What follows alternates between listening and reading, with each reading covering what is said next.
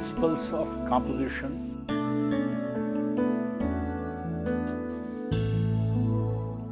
The next principle is proportion. The moment we talk of proportion, it is a relative size of the shapes. When we are drawing some figure, for example this figure, we got to understand about the proportion of human body, whether it will occupy this much of a space in the painting or it will occupy this much of a space, which is a very personal concern of an artist. But when we render or delineate other units in the painting, apart from this figuration, there are lotus flowers, there is a cloth hanging behind, there are two figures, female figures in the back, and lots of brush treatment with the light and shades of the blue color. Now see, proportionately an artist observes or he imagines that these flowers, these lotuses, are to be kept as smaller or bigger. They could have been even this bigger. There could have been hardly 2 or 3 big lotuses. But then what would have happened? Those lotus shapes would have been very arbitrary. They would have been attacking the figure, and figure had to be much stronger or bold or with much of interest. If I want to draw the main attention to the figure, then I have to take the care of the proportion of other units. The other units should not be as big as the figure is. Of course, this cloth hanging behind, in the scale it is bigger than this. But then the kind of contours in the figure make the proportions, it gives another dimension to the proportions. Whereas this color is very almost flat, and there are variations of and modulations in the figure. So this is how an artist imagines about the proportions. Then while taking the examples of proportions, we can cite several examples in miniature paintings also. We can talk of Ajanta also. See, in Ajanta, there is one figure of Avalokiteshwar. Avalokiteshwar is a very huge figure. It's a young bodhisattva as prince, and he is having a very beautiful headgear, cladded with lots of jewelry. Now this figure is so big in comparison to other figures, and there is a lot of activity around. This figure is, this prince is sitting with the lotus in the hand, half closed eyes, emotionally behaving like a saint, cladded with lots of jewelry, and yet there is a lot of movement in other spaces. Lots of figures are fighting, somewhere the procession is going on, somewhere the monkeys are jumping, somewhere the fishers are doing fishing. But even then, the artist has drawn this figure so big to give a dominance. And to give the dominance, he has created such huge proportion of Avalokiteshwar. So this is how an artist images.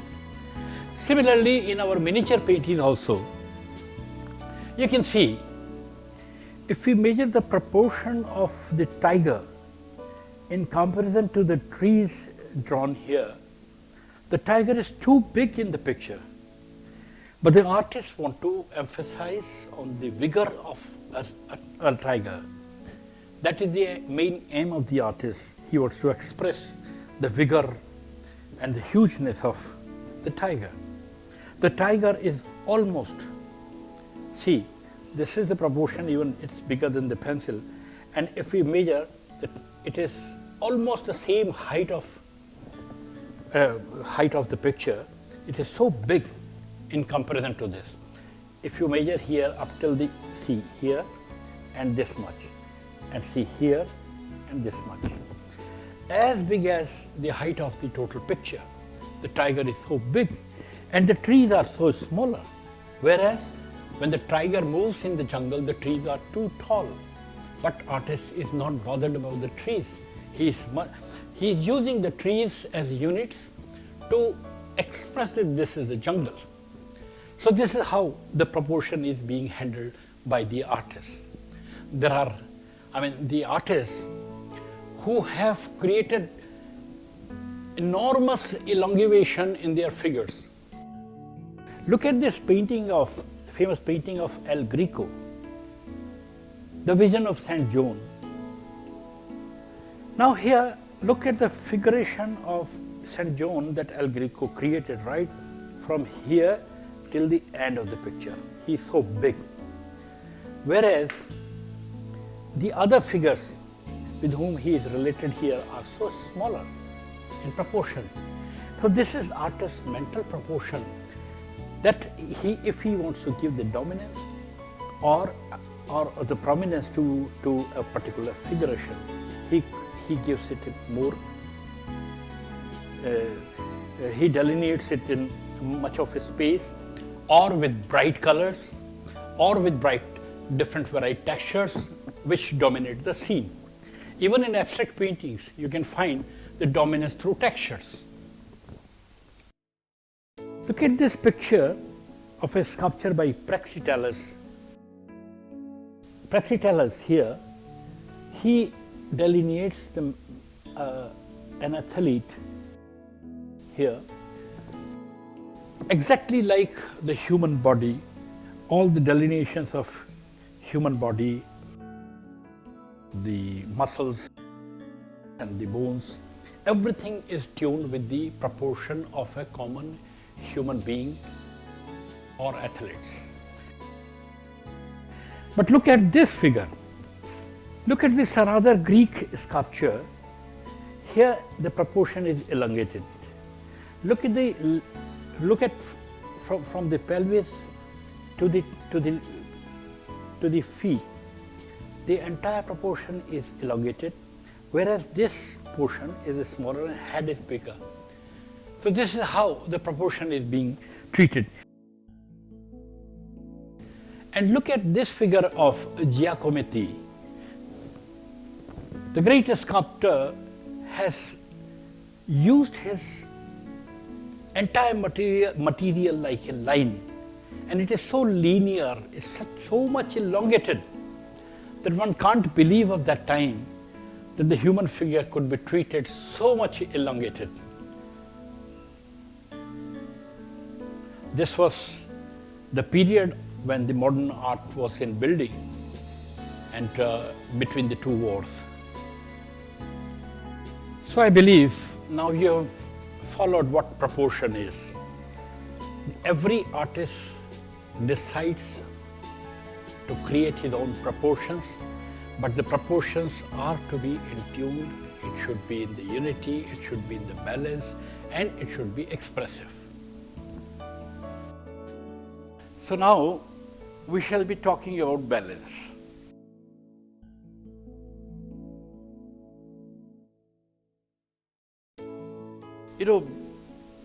Balance has something to do literally with the axis. On one axis, if we put a rod like this and weight on both the sides, then there is an equilibrium. The main thing is the gravity of the center, which is termed as balance. Normally, you must have seen the children playing in the playground with the wooden plank, and they are keeping the balance.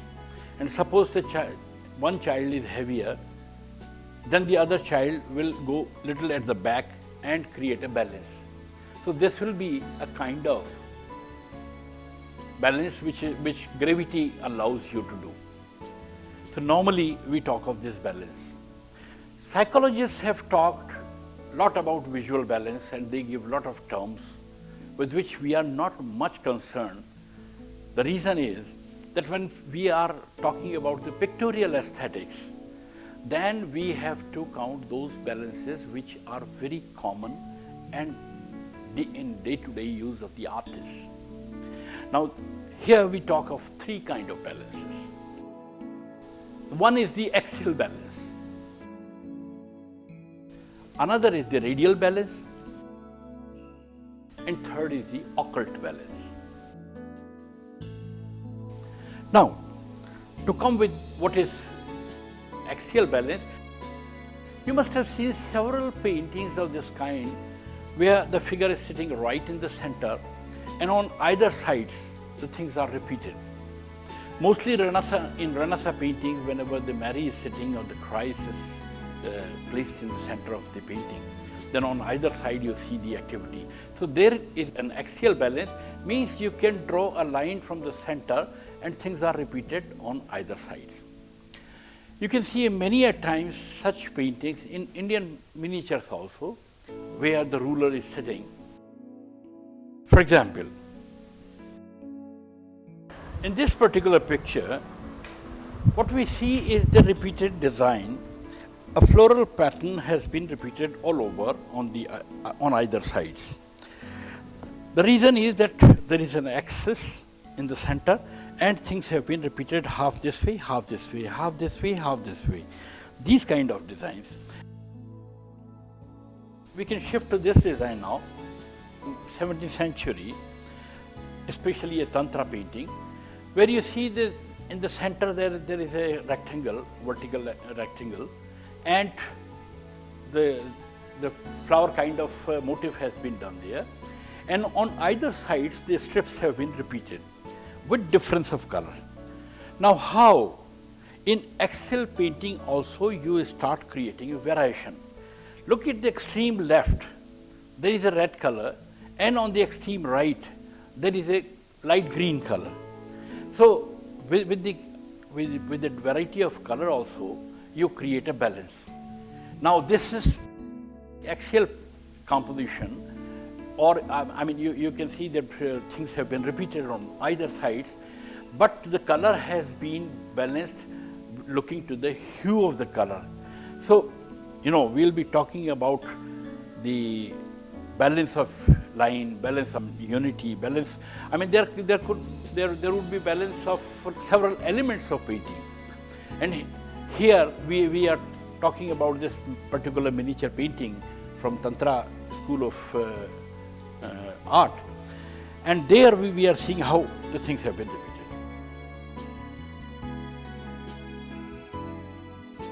Now look at this Buddhist tanka. The Buddha has been kept right in the center. You may call it Buddha or Bodhisattva, but the main figure is in the center, and there has been a contrast with the circle at the back and circle at the head. The head and headgear have been created with a contrast. And right in the center you can see, above you can see with the axle another figure on the eye. If you move your eye downwards, you see the repeated figures. But now the artist is taking much interest. He is creating a variation in the postures even in the axial painting. Things are not repeated as we looked at the first illustration, where the floral designs were repeated.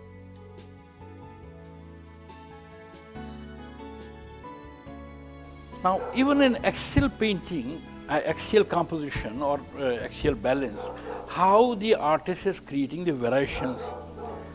Despite of the fact that things are repeated, the artist is dividing the space in different ways. Look at this circle is repeated, but this circle has been off from the center. Similarly, on the other side also, circle, but this has been little off. Similarly, if we go down, look at this figure which is in continuation to the axial, but there are variation of postures. Hands up, one leg is parallel, so it creates this kind of axial, and this leg creates this kind of axial, and this foot, you know, it gives this direction.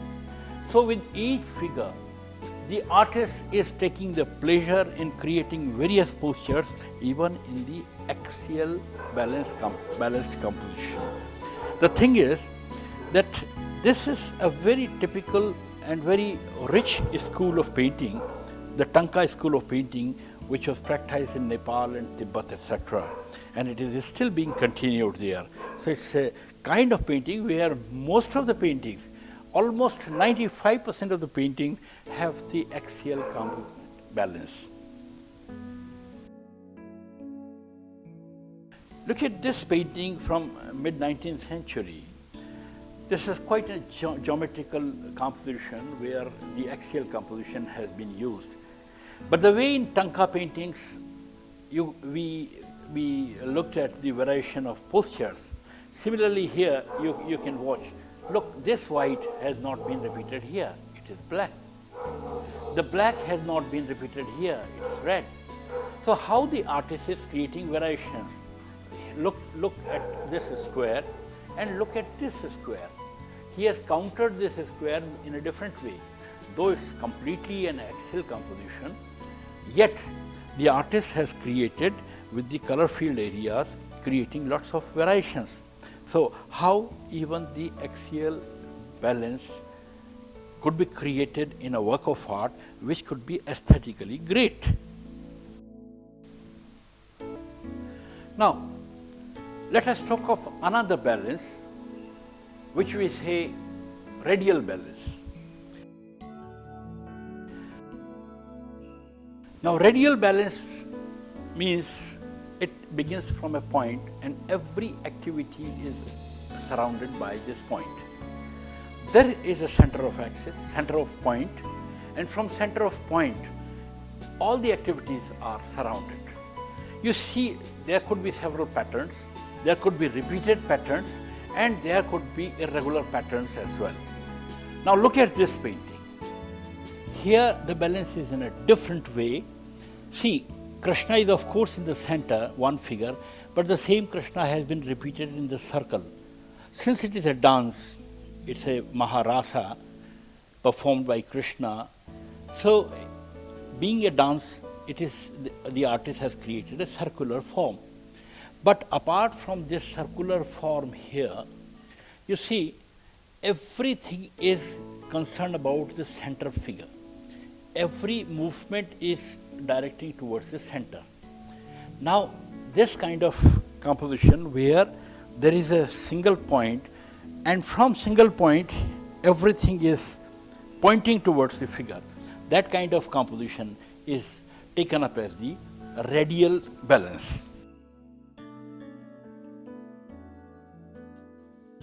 Now let us look to the another work. Now look at this composition. Here also, the figure has been kept in the center, which was a tradition also in Mughal Empire. But apart from this, look, every figure has got separate postures, different posture.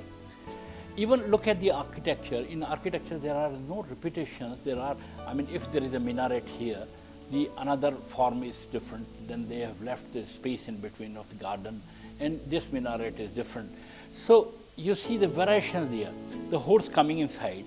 Now the horse and the and the people around here. There is a space here. So, but everything is looking towards the every object or every element is pointing towards the center figure. So this is not an axial balance, but this is a radial balance. Now look at this visual where the Christ is reclining and other saints are around him. Now the reclining figure is surrounded by these figures, and every figure is pointing towards Christ's figure. So this is another example of radial balance.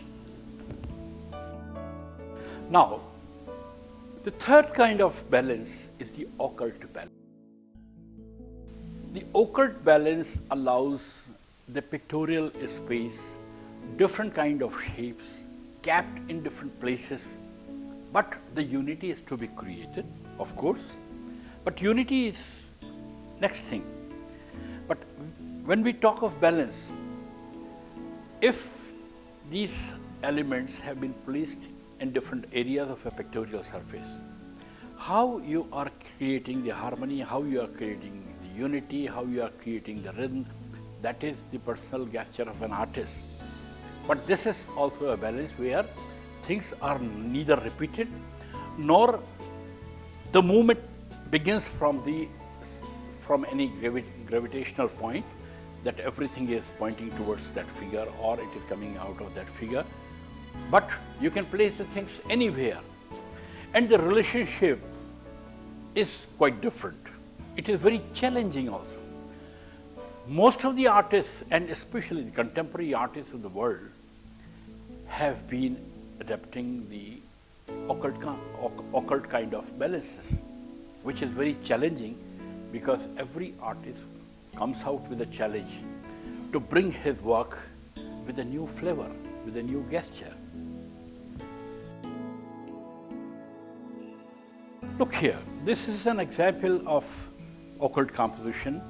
You see, the artist has used a matchbox here, and the matchsticks are coming out here, and he has used them curved like a snack form. But see, normally the artist would like to design the center, their main form center off here or here, and then create the composition. But here the artist has brought the main character right on the left corner, which is very occult in the balance.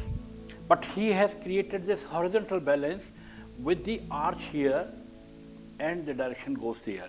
So it's moving here, and covering the entire space.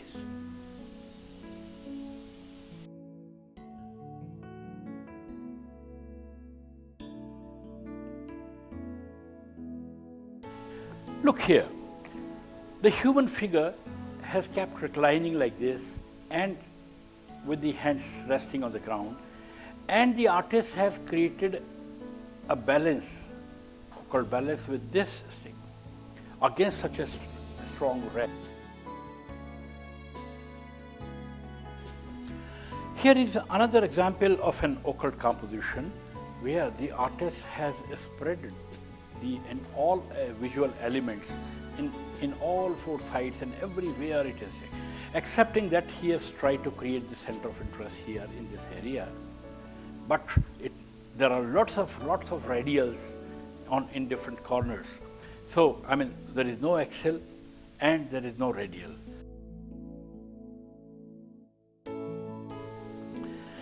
Look here, in this particular the visual, a couple, a female and male, are just falling down.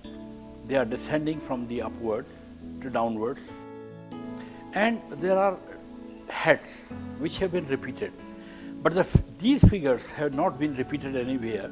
Whereas with this diagonal, creating a high contrast between the blue and white, the artist has used a few human body elements, somewhere hand, leg, hands, and somewhere bull, etc. These elements have been used.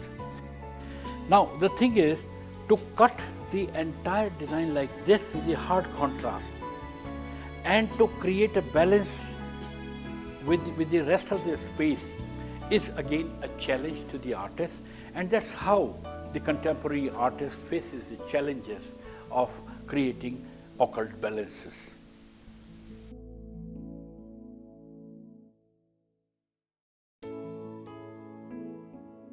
The next topic is unity. Unity, as it means that we have to unite all those visual elements which an artist plans to design in his space.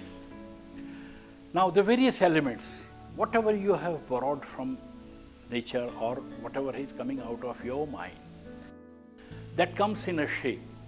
Now those shapes spread all over the canvas. Now each and every unit which we have designed should have the unity with each other. So when a work of art reaches to an end, then the onlooker expects that there should be a unity between the lines, form, space, textures, color, everything has to be in the unity. That is the first demand of creating a painting. So your all elements which you have incorporated into your work of art, that configuration should have a tight unity. Nothing should be irrelevant. If there is anything irrelevant, any shape, any color stroke, any texture is irrelevant, then it means the composition has loosened its strength and the expression has gone poor. Look at this whole painting.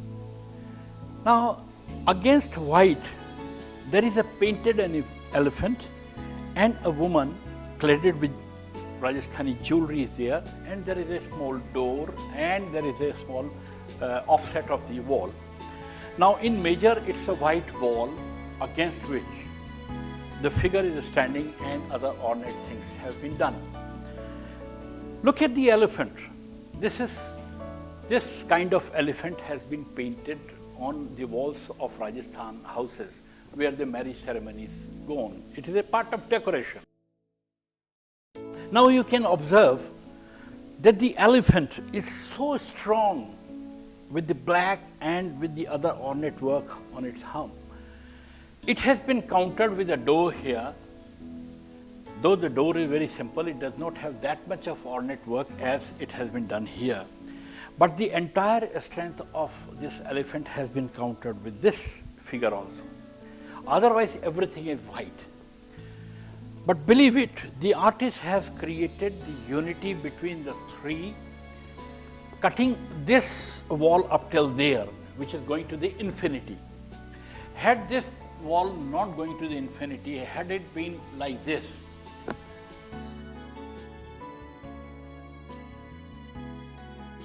so had it been up till here, imagine that the door, this wall might have not gone there, and had it been here.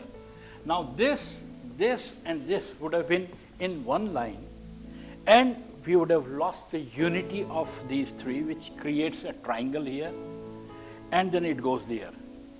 So this is how the artist creates the unity, creating so much of contrast. There is too much of contrast, but it has been balanced through color. So how the unity is being created? There is a unity of color, there is a unity of balance, there is a unity of even the textures going on.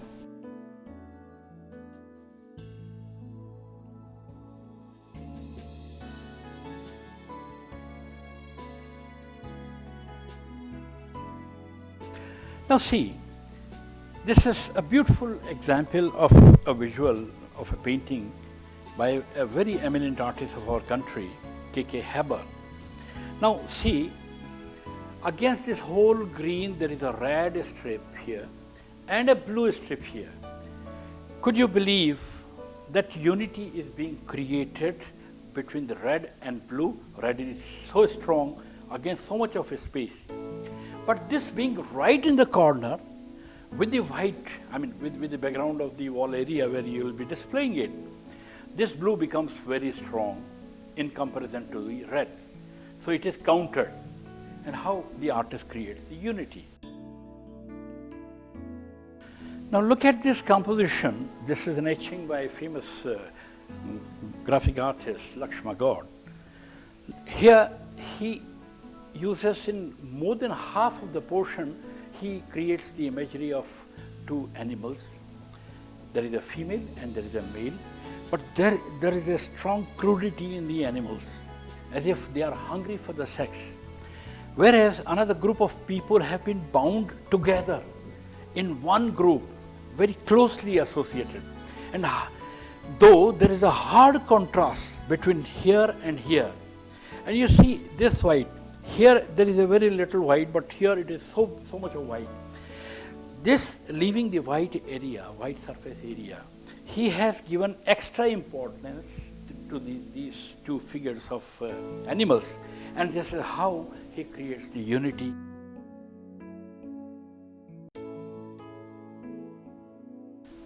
The next point is contrast. Now see, without contrast, nothing exists. We need a contrast. Suppose if I drink water, 3 glasses of water, I'll have to remain thirsty for next 1 hour or 2 hours. Then only I can have. This is a kind of contrast. There is a contrast that a man marries a woman. Physically very different. This is also a contrast. But would you believe the contrast creates harmony? Would you believe that contrast creates rhythm? It creates tones in the life. So the entire life becomes very happy when a man and woman live happily together, and they create so much of unity into them.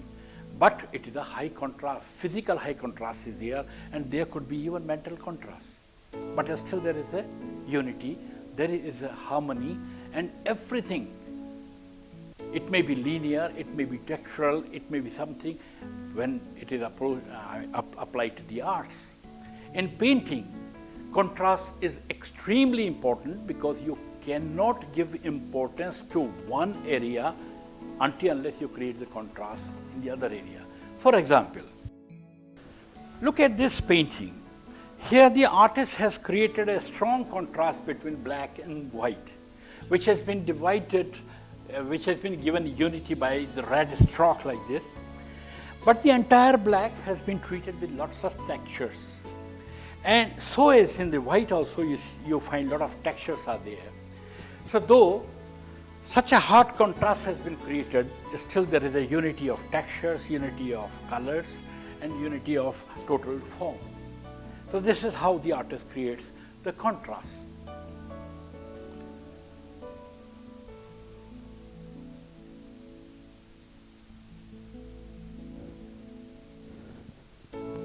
Now you see, this is another example of contrast. We saw the contrast between white and black. Here the contrast has been created with the green and blue-black. And to differentiate, to create a unity between them, there is an arch and those blue strokes are there, and the green is somewhere repeated here and the blue is repeated here. This is how the artist can create different kind of contrast.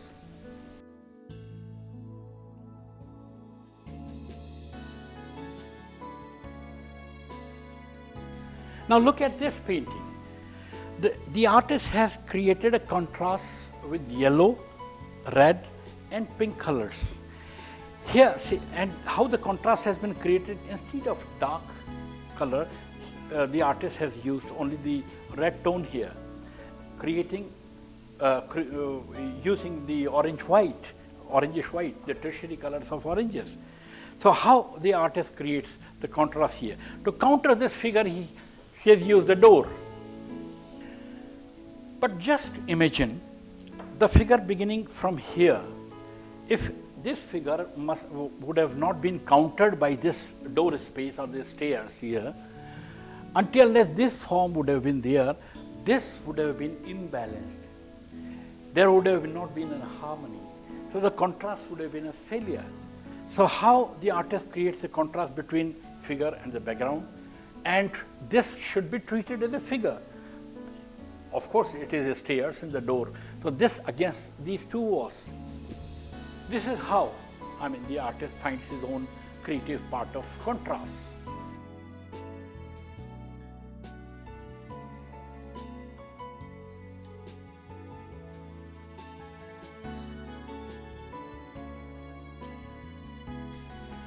So, finally, I thank you very, very much for listening to this program, and I believe you have gathered something about the pictorial design and composition, harmony, texture, form, space, etc.